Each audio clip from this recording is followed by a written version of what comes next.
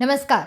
જે રીતે અત્યારે ભારત અને પાકિસ્તાન વચ્ચે તણાવની પરિસ્થિતિ ઊભી થઈ હતી, આવી જ પરિસ્થિતિ ઘણા લાંબા સમયથી રશિયા અને યુક્રેન વચ્ચે ચાલી રહી છે।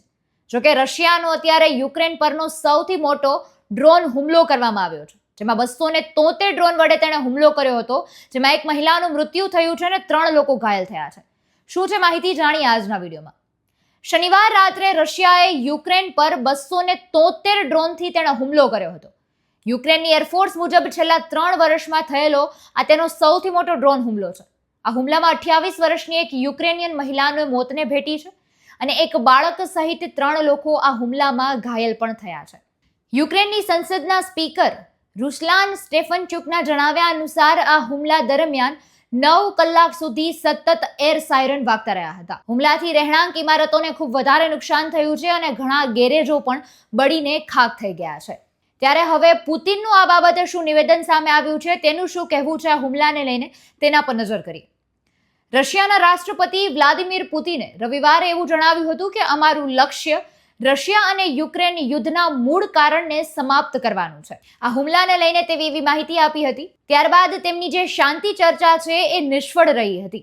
16 મેના રોજ તુર્કિયાના ઇસ્તાંબુલમાં રશિયા અને યુક્રેન વચ્ચે યુદ્ધ નિવારણ અંગે પહેલી બેઠક મળી હતી। બંને દેશોના પ્રતિનિધિએ આ બેઠકમાં ભાગ લીધો હતો અને ચર્ચાઓ કરી હતી અને તુર્કિયાએ મધ્યસ્થીનો રોલ અદા કર્યો હતો। જોકે આ બેઠક માત્ર 90 મિનિટ સુધી જ ચાલી હતી અને કોઈ પણ સમજૂતી વગર ત્યાં જ પૂરી થઈ ગઈ હતી। યુક્રેન દ્વારા તાત્કાલિક યુદ્ધ વિરામની શરત મુકાઈ હતી, જેને રશિયાએ ત્યાં જ નામંજૂર કરી દીધી હતી। એટલે આ બંને વચ્ચે શાંતિને લઈને જે ચર્ચા થઈ હતી તે નિષ્ફળ થઈ હતી। જોકે એ પણ અહીંયા મહત્વની બાબત છે કે પુતિન આ બેઠકમાં સામેલ નહોતા થયા।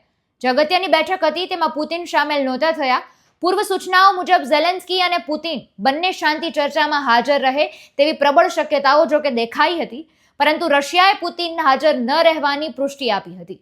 ક્રેમલિનના પ્રવક્તા દિમિત્રી પેસ્કોવે કહ્યું હતું કે પુતિનની આગામી દિવસોમાં ટ્રમ્પ સાથે મુલાકાત કરવાની પણ કોઈ જ યોજના અત્યારે દર્શાવવામાં નથી આવી। ઝેલેન્સ્કીએ પોતે એવી માહિતી આપી હતી કે અમે લોકો જમીન નહીં જ આપીએ।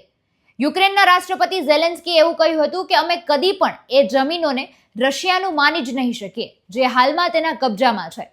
યુક્રેનની જમીન એ યુક્રેનની જ છે અને યુક્રેનની જ રહેશે।